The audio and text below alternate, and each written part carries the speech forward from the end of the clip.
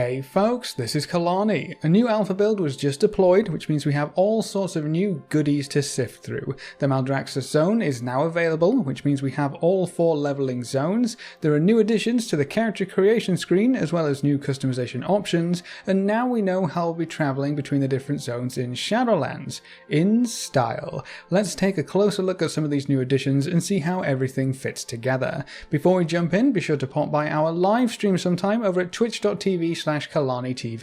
We go live every Tuesday, Wednesday, Friday and Saturday at 12 PM PST, and swinging by and saying hi is one of the best ways you can support the channel and everything we do right now. We're also doing something a little special today, so I hope to see you soon. So, what's this new travel thing about, Kalani? I'm glad you asked. One of the big questions we had about the Shadowlands expansion was, quite simply, how exactly are we going to traverse between all these different pockets of the afterlife? All of these zones are supposed to be separate. How is this going to work? Souls do it the easy way. They ride the anima beams from Oribos, and then they just kind of stay in their respective zones. We're a bit different though. We're going to go back and forth. To do that, we're going to use the gateways. On the upper floor of Oribos, you can find a gate to Bastion, a gate to Maldraxxus, a gate to Ardenweald, and a gate to Revendreth. If you want to hop over to one of those zones, you have to pass through these gates. Clicking on the gate will pop you on a mount and send you on your way to one of the many larger gateway things that are just chilling out in the sky near Oribos. There are a lot of them, but it seemed like some of them pointed directly towards the various zones. And when you hit the gateway, that's when things really take off. Talk about traveling in style. We're basically going through the Stargate to get to the leveling zones. This blew us away when we first took the gates. You're literally traveling along the anima stream leading to whatever zone you're going towards.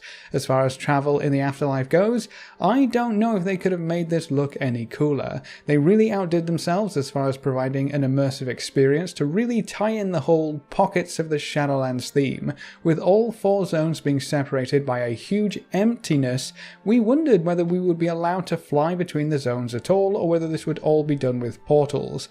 I also wonder how this will change when we get to do the flying for ourselves, but for now, these new flight paths will be our way back and forth. The only slight issue with them is how long they take. It's a pretty long flight path, and just in case you were curious, this is a flight path. You can see yourself moving along if you open up the world map, so it's just a very, very long flight path with a fancy animation in the background to keep you somewhat entertained. I think this will be a lot of fun the first time, pretty cool the second time, and then just another flight path to AFK after that. I still have to give credit where credit is due though. The dev team did a fantastic job with the theme and execution of this idea. I am curious to see if they'll make the flight path go a little bit faster in a future build though, just to get you to the zones a teeny bit faster too. The most common reaction I've seen to this flight path is, well, that was awesome, but it felt like it went on just a bit too long. The flight path to Bastion currently takes just over a minute, which isn't really too bad when you think about it. Some flight paths in vanilla take way longer than that, but this time you don't have a wide world to soar over, just the edges of this wormhole anima tunnel thing, so maybe the lack of scenery change actually makes it feel like you're in here longer than you really are. It's also kind of hard to see your progress unless you actually look at the world map. It just kind of feels like you're going through an endless loop. The further the zone is away from Oribos 2, the longer the flight path will be, but all in all, I think it's a fantastic change from the norm. What do you think from this little preview? Do you love the animation? Do you think it works well for Shadowlands? And do you think it lasts a bit too long? Or does the duration not bother you because it's a fantastic time to go AFK? Leave all your thoughts and feedback in the comment section below. If you're curious how you get back to Oribos, it's pretty simple actually. All flight paths in the zones connect to Oribos through a central hub, so you can just take a flight path back. Your trusty flying companion will fly into a gateway and head back the same way you came, and then drop you off on the upper floor of Oribos. It's interesting to note that while the gates are available for every leveling zone right now, There is also a flight master on that upper floor who will serve pretty much the same purpose. If you hop on a flight path from him, you go through the gates, through the Animus Stargate wormhole tunnel, and pop out in the same place. I guess the nice thing about picking up a flight path is that you should end up at your chosen destination rather than just getting plopped out wherever the gate leaves you. So maybe it's going to be better to take flight paths, but you'll be forced to take the gate the very first time. That might be how we handle this. Something else I wanted to point out is how many other spaces there are for more gates in Oribos. We currently have 4 gates, one for each leveling zone, but we still need some way to get to them more. So that's maybe going to be a 5th gate, and there are 8 open slots total. Where could these other 3 gates lead us? I guess that's assuming we get another 3 gates. Maybe Blizzard is just covering their bases and giving them a few options just in case they add in a few more zones later on down the line. The really cool thing about the zones being separated in Shadowlands is that it would be so easy to add in some more. Just plop another zone out there in space somewhere, tie up another gateway, and Bob's your uncle, we're in. I fully expect at least one new zone to get added in one of the major patches later on down the line. The only question is, what will this new zone be, and which part of the afterlife will it represent? I can't wait to see, but I just wanted to show you that we have 4 out of 8 total potential gates here. 1 extra will probably be for the Maw, which leaves 3 open for all sorts of mysterious zones later on. That's not the only new thing in this build though. If we pop back to the character creation screen, we can see they've changed a few things in here as well. First, if you didn't know already, all of the gear sets that every class has equipped in the selection menu has been updated. Some of them use raid gear, some of them use random offsets, but every class now has a much cooler appearance than what they had before, and it gives newer players a better idea of what a class might look like in endgame raid gear. That's not all though. Now every class also shows off a little of their prowess with an idle animation. Most of the melee use the combat ready animations, you know, where you right click on an enemy but you aren't close enough yet, so your character just stands there ready to bring the hurt. That's what the warrior is using with his huge 2-handed axes. The hunter is ready with their bow, arrow drawn. I don't care too much for the bow idle animation, but if you swap to a race that uses a gun at the start, they're ready and waiting with their gun, and I think that looks a bit more menacing. Very cool. Casters show off just a teeny bit more, and I think casters do get the better deal with these animations, but you can see a mage is ready to unleash some fiery blasts on some kobolds. Rogues are a little weird. They're in the same kind of ready melee animation, but they're also a bit washed out at the same time. Their semi-visible look totally reflects their stealth, just to make sure you know you're going to be sneaking around on this class. Priests might just get the best animation out of the lot, ready to unleash some mega holy fires or some crazy heals, all the while they're levitating and floating in the air. If you come into this game as a new player and you're thinking of picking priest and you see this, I don't know if you'd even look at the other classes. That just looks so awesome.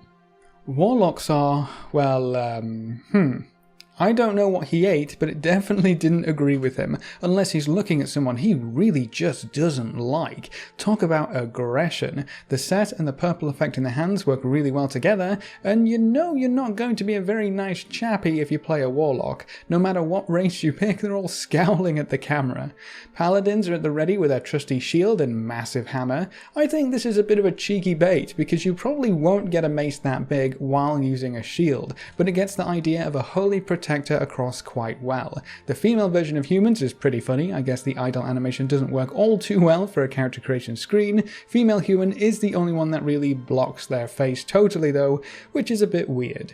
The druids are ready with some nature magic, not quite as cool as the priests, but you get the general idea. I wonder if there should have maybe been some cat forms or bear forms in the background or something similar, because honestly, casting nature magic only really covers restoration when you think about it. Feral and Guardian are all about shapeshifting, and balanced druids are more about the lunar and solar energies, but I guess they didn't want to overstuff or clutter the screen with effects. I think Shaman is fantastic though, a bit simpler than Priest again, but to great effect. The stance, the lightning magic, the totem off to the side, tells you most of what you need to know in my opinion. Monk is another ready battle stance, the special monk stance as you might expect.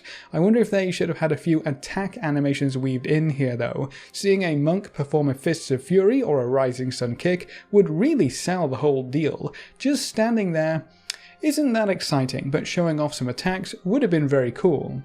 Demon Hunters are what you would expect as well, the ready stance with 2 Warglaives, one in front, one in back, definitely a perfect choice for the Demon Hunters. I can't help but feel like some wings popping out every once in a while would have been super cool as well. Death Knights use the melee ready animation as well, with a huge 2-handed sword, with a trio of bone shields floating around them. Definitely a blood DK then. While the bone shield is a nice touch, the effect itself does look somewhat dated at this point, and could stand to get a bit of a facelift. Apart from that, pretty cool overall. Animations on the character select screen might not seem super important, but I think it's crucial to giving new players a better idea of what to expect when picking a class, and honestly, it's just awesome, especially that priest animation. Can you get any better than that? Super cool. If you're wondering how this will affect actually making your character, it looks like all of these effects and animations are disabled when you go into the options screen, so your character won't keep moving around while you're trying to pick out the perfect ear size or earrings or hairstyle, which is also great news. Speaking of new customization, we may as well have a look while we're here. The Blood Elves got something interesting, and so did the Tauren. The Blood Elf thing is quick, so let's start there. I know a lot of players have been excited about the prospect of body jewelry to kind of replace tattoo options for Blood Elves, and while the other body jewelry was removed, it looks like something else was added. Bracelets. We have 7 options total, 1 which is simply no bracelet, and then 6 actual options. There's 3 styles with 2 colours. These are going to be a little harder to see, so I'll zoom in. They also seem to be having issues with the texture because they are a bit fuzzy, but this is only our first look at this new option, so I'm sure it's still a work in progress. Each option comes in the typical Blood Elf gold and red, and then also in silver and green.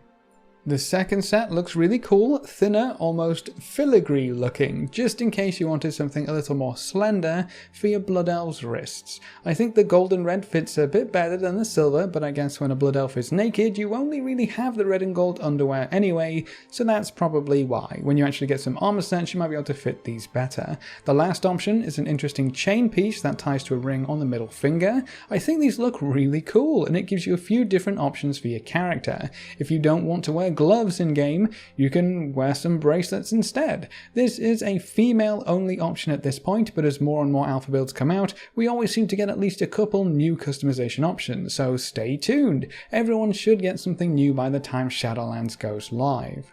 Another great example is the Tauren. They've had a bunch of new customization options added in so far. If you haven't seen the body paint and body paint colours, they add a really nice touch to the Tauren aesthetic. Almost everyone will have some form of tattoo option, it looks like, and it just lets you customize your character that bit more.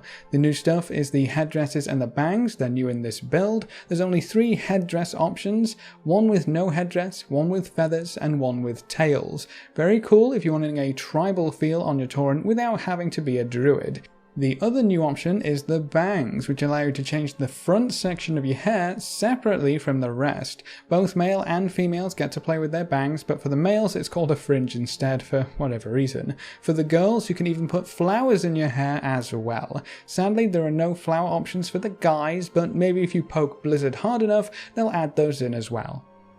But that's all I wanted to talk about in this video. Because Maldraxxus just became available as well, be sure to look out for more videos looking at the new zone, the new dungeon, and various other goodies from the alpha. But what do you think of the flight path animation in the Shadowlands expansion? Do you think it lasts too long, or is it fine the way it is? How about those new customization options? Leave all your thoughts in the comment section below. If you want to explore the alpha with us live, or laugh at me as I try to play through Torghast with a blindfold on, you can find us over at twitch.tv/KalaniTV. We stream every Tuesday, Wednesday, Friday and Saturday at 12 PM PST, and watching the stream and coming to say hi is one of the best ways you can support the channel right now, and if you ever wanted to be included in the list of names at the end of every video, a subscription on Twitch is the easiest way to make that happen. You also get a free sub to any Twitch channel if you have an Amazon Prime, so be sure to take advantage of that. A big thank you to everyone who's subscribed on Twitch already, and to our supporters over on Patreon. You can see their names floating by on screen. If you want to join these lovely guys and gals, well, now you know how. Remember to leave a like just below the video before you leave, and if you want to see more, make sure to subscribe. But apart from that, thanks for watching folks, good luck and have fun, and as always I will see you next time.